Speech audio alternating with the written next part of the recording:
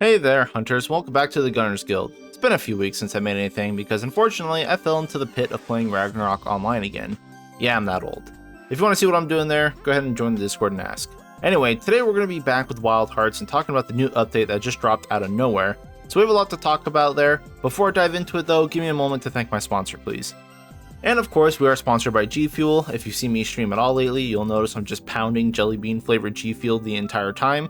I can't get enough of it, and G Fuel has replaced my afternoon coffee for sure. It's more cost effective than coffee or traditional energy drinks, and it doesn't stain my teeth, so I'm on board. Plus, they have a flavor for literally everybody. During the month of May, G Fuel has a special Annie May offer for 32% off select items using my promo code FEM, so you can support me by supporting yourself, and thanks in advance. Alright, so back to Wild Hearts. As we mentioned, we got an update out of nowhere, dropped today, and as per the usual with the patch notes, they're huge, lots of changes, lots of good changes too. So again, per the usual, I recommend you give them a read, link in the description below.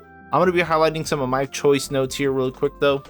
First is that bow got some more adjustments. Well, I mean a lot of weapons did.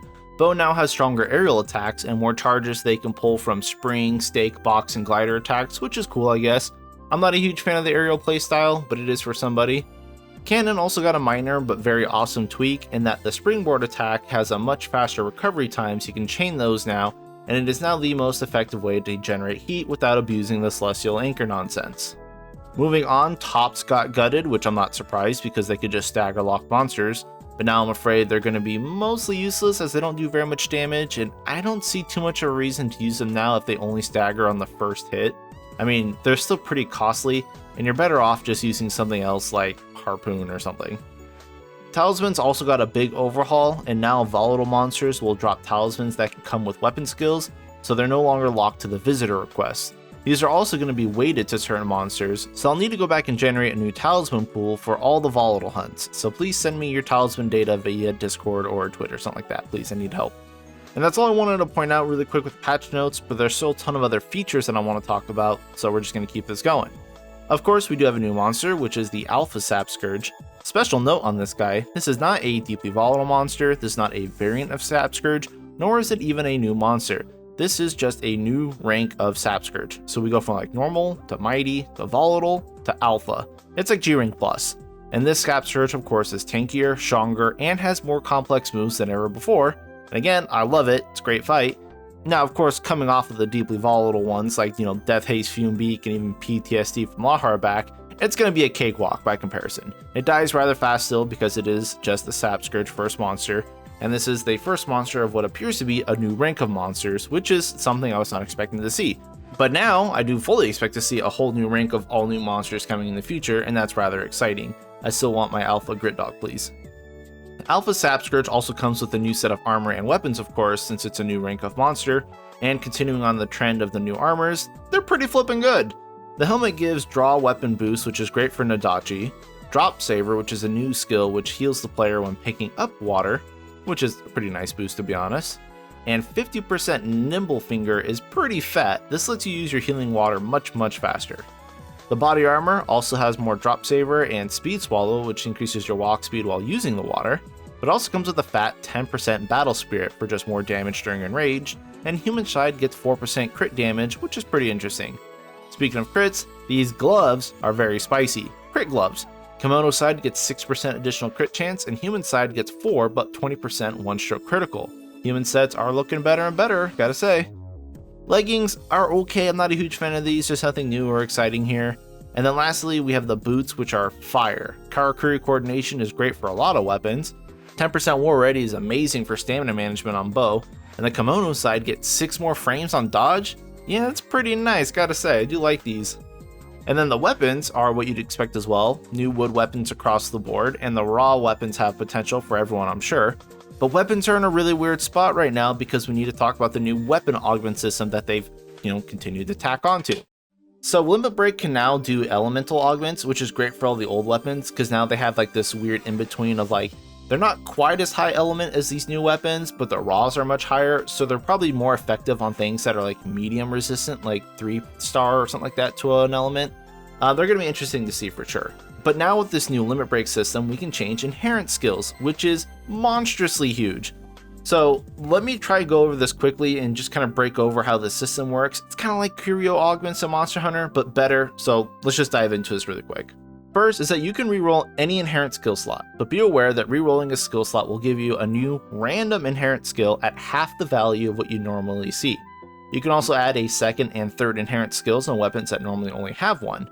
You can also occasionally roll a rare mod that is boosted to about 75% effectiveness of what you normally see. An example of this would be like if you roll an inherent skill and get like Time Saver. Normally you see Time Saver on weapons at 30%. This would roll 15%, but if you get the rare one, it rolls 24%. It's not quite maximum potential, but it's close. You also get this third inherent skill to weapons, but these values are very low, like talisman levels are low. So you'll get stuff that's like 1% of a status or something like that, or like 3% of a weapon skill.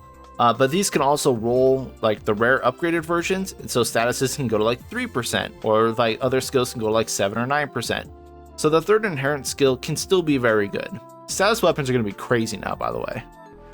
And now on top of this, you can save your inherent skills whenever you want, and then you can continue to roll new ones, and then just not accept the results to just roll it back to whatever you last saved it at. And yes, you can also just revert all the changes and return the weapon to its regular state.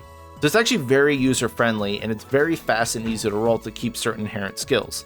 The only issue with this system is that the limit breaks on the weapon tree itself, not your weapon. So if you have two of like the same bow or something, they're always going to have the same inherent skills and whatever you like put on it. It's a shame, but whatever. It also appears that each weapon kind of has a certain amount of skills it can roll. Like I was messing around with a tiger bow and I could never get like a fixed skill to roll, like speed shooter or a deep arrow or ephemeral lightning arrow. But the Grimstalker bow could roll them just fine, it felt.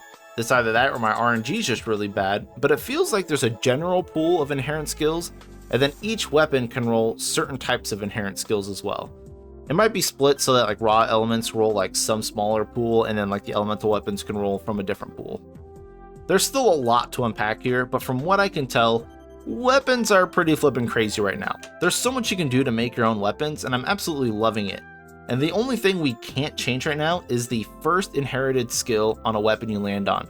So that's kind of the biggest thing you need to look at determining what weapon you want to use. Of course, the inherent skills still matter, but at least they can be changed from bad to good, so you're not having like a worthless skill. But alright, enough with this system. I will make another follow-up video when we figure out more. And if anyone has info or wants to chat, again, hit me up in the Discord, please.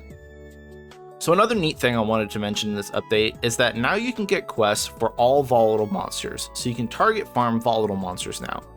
Now in order to get these quests, you need to complete all the quests of that monster, and then hunt that specific volatile monster. It's easy enough, right? If you've already done all these quests, in this update you just need to kill the volatile monster once and you'll unlock it. This now allows us to target farm volatile monsters, which is great because now it'll be easier to get cosmetic orbs for something like Golden Tempest, so you don't have to keep cycling through, volatile hunts. But now that the talisman tables have also been adjusted for volatile monsters, it makes it easier for us to just target farm volatile talismans now.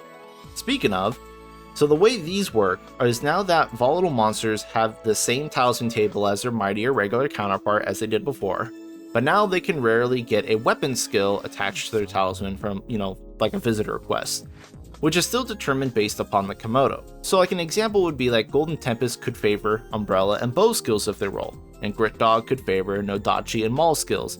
So you can target farm specific skills from the monster, and then hopefully rarely get a weapon skill associated with it as well.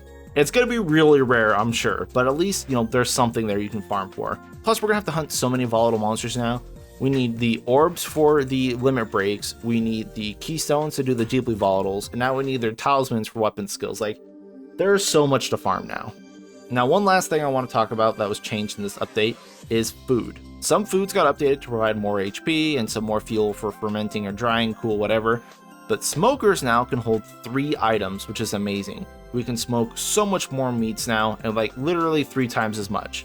And speaking of meats, now the vendor back at Phemeto will sell stacks of 5 meat at a time when they're available. So yeah, that's pretty big. Meat is back on the menu, literally. Small changes like this are really nice because cooking food and stuff has always been a pain, and just alleviating some of that is just going to help a lot. And that's basically all I got so far. It is a really big update and there's still a lot to dissect, so expect some more videos from me in the future about this update. But thank you for sticking around and watching, and thank you to my Patreon members. I do appreciate you all. especially in these times when I don't make videos for like a week or two because I get sucked into doing other things. And of course, anyone, if you want to talk about Wild Hearts or gaming in general, please join my Discord in the description below. But yeah, thanks, peace, good luck, guys.